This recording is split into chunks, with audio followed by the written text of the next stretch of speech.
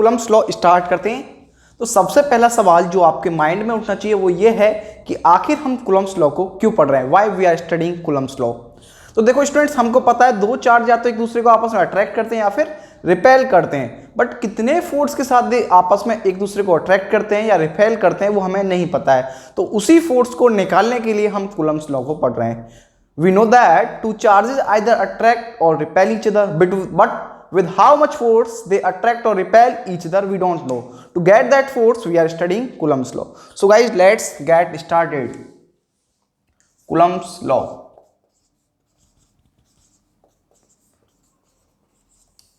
देखिए Coulomb's law basically interaction of charges के बारे में है।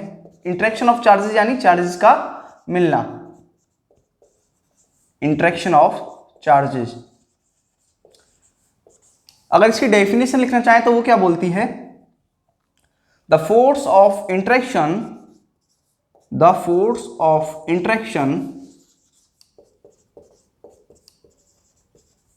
अट्रैक्शन और रिपल्शन, ब्रैकेट में लिखेंगे आप अट्रैक्शन और रिपल्शन, क्योंकि फोर्स जो है इंटरेक्शन का वो अट्रैक्शन का भी हो सकता है या फिर रिपल्शन का भी हो सकता है।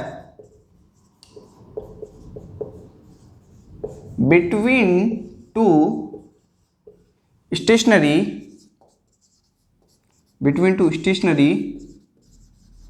point charges is directly proportional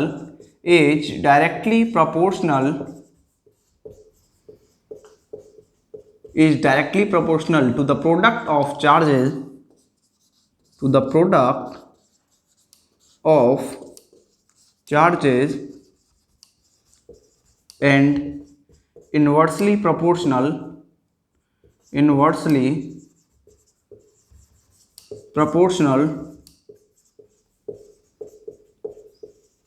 to the square of distance between them,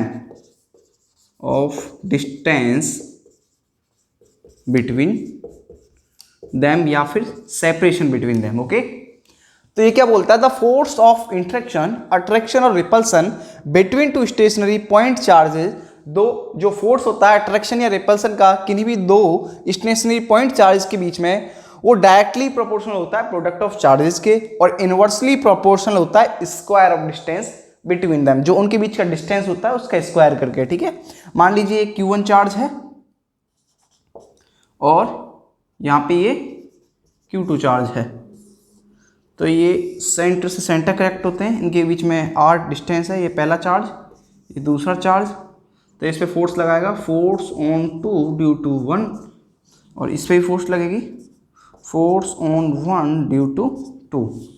ठीक है, तो उन्होंने बोला क्या है, उन्होंने जब कूलम्ब साहब थे जिनने जब एक्सपेरिमेंट किया था, तो वहाँ पे एक्सपेरिमेंट करने के बाद पता लगा जो ये फोर्स होती है, फोर्स जो होती है ये मैग्नीट्यूड वाइज तो इक्वल होती है, बट डायरेक्शन ऑब्वियस हमें दिख रहा है अपोजिट है, डायरेक्शन वाइज अपोजिट है, लेकिन जो इनका मैग्नीट्यूड की बात करें तो मैग्नीट्यूड क्या होता है, इक्वल होता है, मैग्नीट्यूड होता है इक्वल। बाकी कूलम्ब्स की डेफिनेशन से हमें पता लग रहा है, according to Coulomb's statement, according to Coulomb's statement we can say that force is directly proportional to product of charges, यानी F is directly proportional to Q1 Q2 and inversely proportional to the square of distance between them। ये दो equations निकल के आ रही हैं यहां से। by combining equation 1 and 2 we can say that by combining first and second we can say that F is equal to K Q1 Q2 upon R square. अब यहाँ पे K क्या है, K है प्रोपोर्शनलिटी कांस्टेंट। K क्या है भाई, यहाँ पे K है प्रोपोर्शनलिटी कांस्टेंट।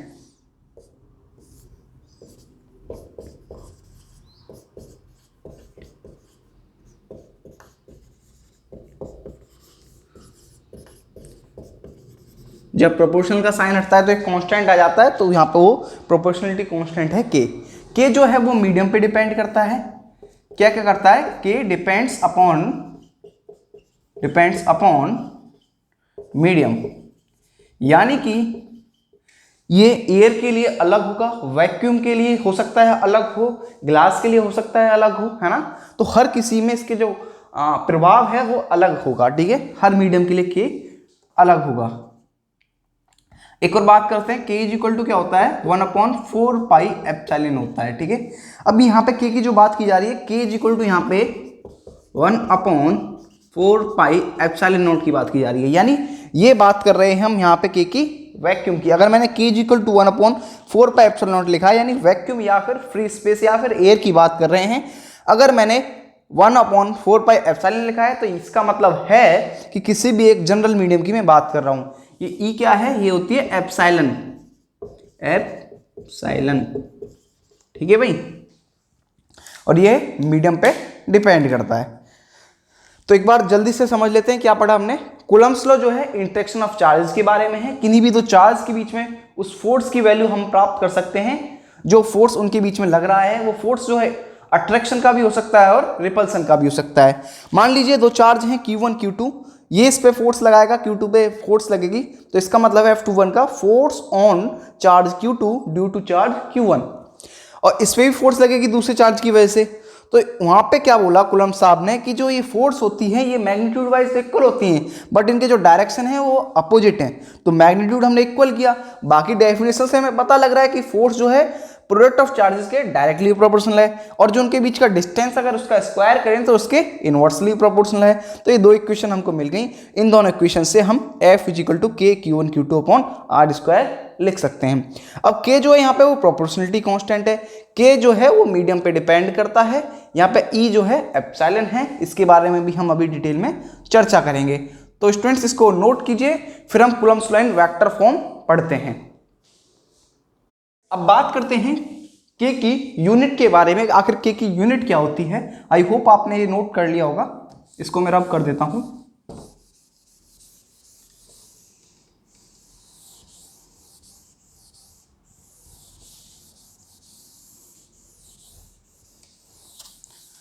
अगर के की यूनिट के बारे में बात करना चाहें तो क्या होगी, एक बार सोचिए खुद से। What will be the unit of के। देखिए हमने अभी पढ़ा है फोर्स क्या आई थी, K Q1 Q2 upon R², and I am asking about unit of K। If we write K = F(R²) upon Q1 Q2, students is it correct? Yes, it is correct. So from here we can determine the unit of K। We know that the unit of force is newton, and D क्या है, distance है, तो इसकी unit क्या हो जाएगी, metre square. और charge की यूनिट क्या होती है, coulomb, it is also charge, इसकी यूनिट भी कूलम होगी, तो यानी न्यूटन मीटर स्क्वायर पर कूलम स्क्वायर, है ना। तो ये क्या हो जाएगी, unit of K, unit of K. और we can write it as newton metre square और कूलम, ऊपर जाके पावर नेगेटिव हो जाती है, ठीक है। अब बात करते हैं इस चीज के बारे में कि आखिर ये जो चार्ज होते हैं एक दूसरे पे फोर्स किधर लगाते हैं। देखिए अब मान लीजिए एक चार्ज Q1 है, उसने किसी चार्ज को धक्का लगाया, रिपेल किया, ठीक है। तो एक मान लो इधर जा रहा है, एक इधर जा रहा है, क्या ऐसा हो सकता है? ऐसा देखिए नहीं हो सकता है, क्योंकि ये जो फोर्स लगती है इनके बीच में वो acts along line joining centre of two charges. मान लीजिए चार्जेस के सेंटर हैं तो वो इसी लाइन के अलोंग लगेगी। ऐसा नहीं आप ऊपर नीचे फोर्स कहीं भी लगा देंगे, नहीं। The force always acts along line joining centre of two charges. तो ये नोट डाल के लिखेंगे, electrostatic force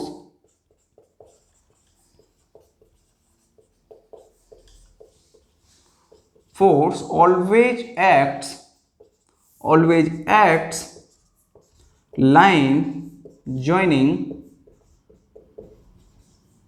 acts along line joining center of two charges, center of two charges, ठीक है भाई। तो सेंटर ऑफ टू चार्जेस के अलोंग ही लगती है, line joining centre of two charges के अलोंग। सेकंड चीज क्या है, electrostatic force is a central force, it is a central force, क्योंकि सेंटर के अलोंग लग रही है भाई, ठीक है भाई। और बाकी एक्शन रिएक्शन पेयर तो है ही, आपस में एक इधर जा रहा था एक इधर जा रहा था, ठीक है। तो इतना नोट करेंगे, फिर हम बात करेंगे coulomb law in vector form के ऊपर।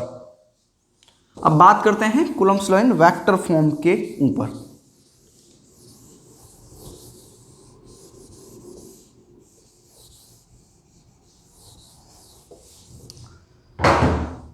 Coulomb's law in vector form, vector form. Again Q1 Q2 दो चार्जेस हैं, इनके बीच का डिस्टेंस मान लीजिए r है, ये पहला चार्ज है, ये दूसरा चार्ज है। इस पे फोर्स लगेगी, फोर्स ऑन 2 ड्यू टू 1, इधर फोर्स ऑन 1 ड्यू टू 2, ठीक है भाई। इधर R12 कैप, इधर R21 कैप, ठीक है भाई। तो मुझे आप बताइए इनके बीच में फोर्स क्या होगी। फोर्स इनके बीच में होगी K Q1 Q2 upon R², ठीक है। अच्छा चलो ये तो फोर्स पता लग गई, पर इन्हें बोला है Coulomb's law in vector form, यानी हमें कूलम्ब्स लॉ को वेक्टर फॉर्म में रिप्रेजेंट करना है, कैसे कर सकते हैं। तो देखिए इसकी डायरेक्शन किधर होगी, डायरेक्शन निकालते हैं हम यूनिट कैप से। अभी कैप जो मैंने लिखा है ये क्या बताएगा हमें, डिटरमाइन करेगा किसको, डायरेक्शन को डिटरमाइन करेगा, ठीक है। अब देखो F12 तो आपको पता है, F12 is force on 1 due to 2, and R12 क्या है, R12 किसके इक्वल होगा। अगर मैं आपसे पूछना चाहूं ए कैप किसके इक्वल होता है, तो ए कैप होता है a vector upon mod of a vector के इक्वल, होता है कि नहीं होता है, ऑब्वियस है होता है।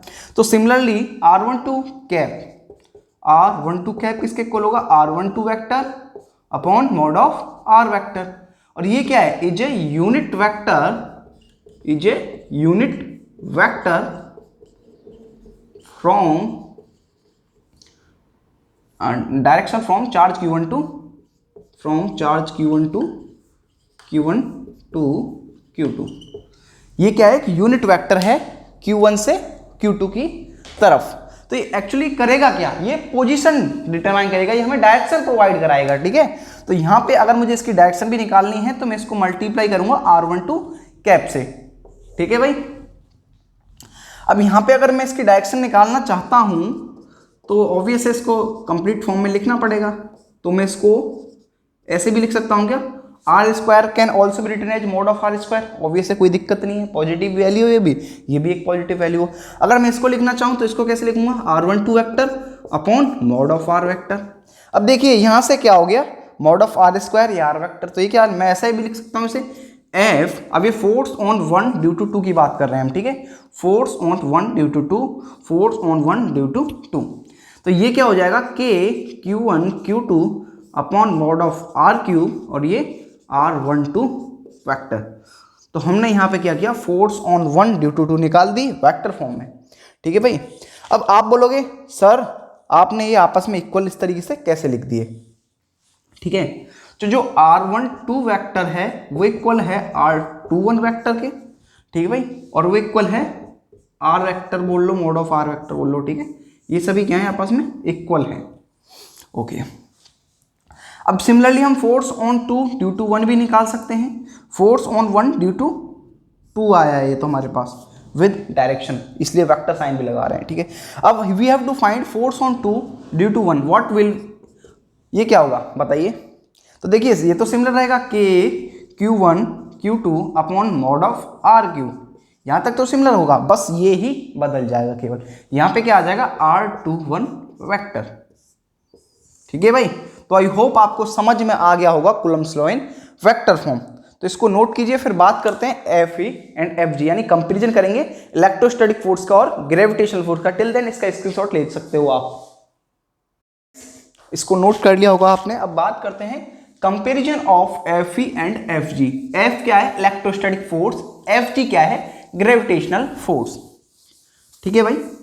तो हम सिमिलरिटी और डिफरेंस दोनों चीजों पे ही चर्चा करेंगे।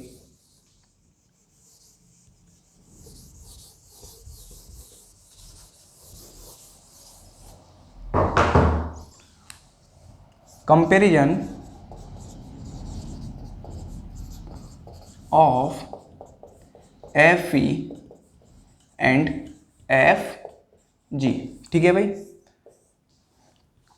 अब पहले बात करते हैं सिमिलरिटी के ऊपर। सिमिलरिटी के ऊपर देखिए, पहली चीज चार्ज के केस की बात करें तो यहाँ पे एक Q1 चार्ज होता है, एक Q2 चार्ज होता है। मान लीजिए r डिस्टेंस से सेपरेटेड है, तो इनके बीच में फोर्स क्या होगी, K Q1 Q2 upon r square होगी, ऑब्वियस है। सिमिलरली दो मासेस हैं M1 M2 और ये भी r डिस्टेंस से सेपरेटेड हैं, तो इनके बीच में फोर्स, ये इलेक्ट्रोस्टैटिक फोर्स की बात कर रहा हूँ Fe की, और यहाँ पे Fg की बात होगी, ऑब्वियस है। तो ये क्या होगी, G M1 M2 upon r square. देखिए अब यहाँ पे हमें एक चीज कॉमन दिख रही है कि ये इनवर्सली प्रोपोर्शनल है, जो डिस्टेंस है उसके बीच में, उनके बीच में उसका स्क्वायर कर दें तो, अगर है ना, यानी दोनों के दोनों ही इनवर्स स्क्वायर लॉ को फॉलो कर रहे हैं। Both follows inverse square law, inverse square law.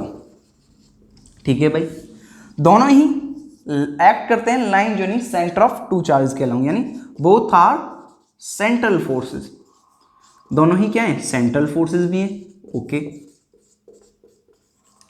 Similarly दो सिमिलरिटी तो हमने लिखनी है, अब तीसरी सिमिलरिटी लिखनी है, तो दोनों ही कंजर्वेटिव फोर्स भी हैं, बोथ आर कंजर्वेटिव फोर्स।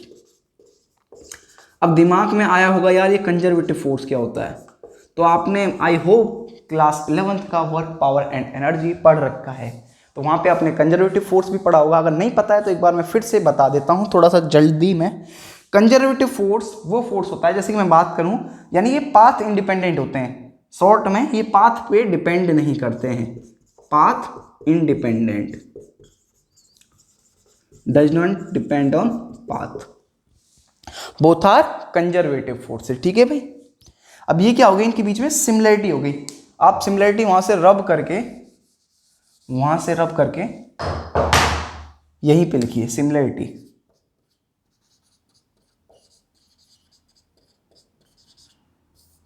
अब उसके बाद में बात करेंगे डिफरेंसेस के ऊपर इनके, तब तक इसको नोट कीजिए, फिर डिफरेंसेस पे बात करते हैं। नोट कीजिए, आई होप आपने नोट कर लिया होगा। अब डिफरेंसेस पे बात करते हैं।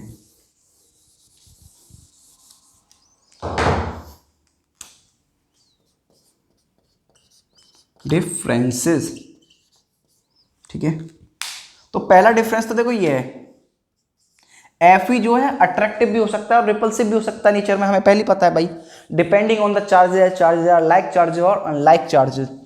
तो हम यहाँ पे लिखेंगे Fe can be attractive as well as repulsive, but Fg is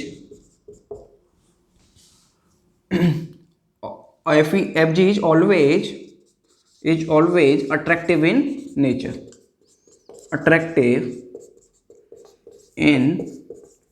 nature, ठीक है। तो जो फोर्स Fe है यानी इलेक्ट्रोस्टैटिक फोर्स है, वो अट्रैक्टिव भी हो सकता है, रिपल्सिव भी हो सकता है नेचर में, है ना, बट जो Fg है वो ऑलवेज अट्रैक्टिव होगा नेचर में, क्योंकि किन्हीं भी दो मासेस के बीच में हमेशा एक अट्रैक्शन की ही फोर्स लगती है। ठीक है भाई। सेकंड डिफरेंस क्या हो सकता है कि जो इसका कांस्टेंट यानी K, the electrostatic force constant K, यहां पे लिख सकते हैं हम, the electrostatic force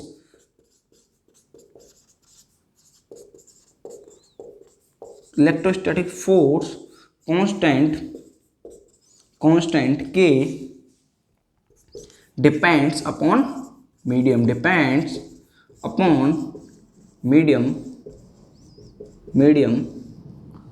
but universal gravitational constant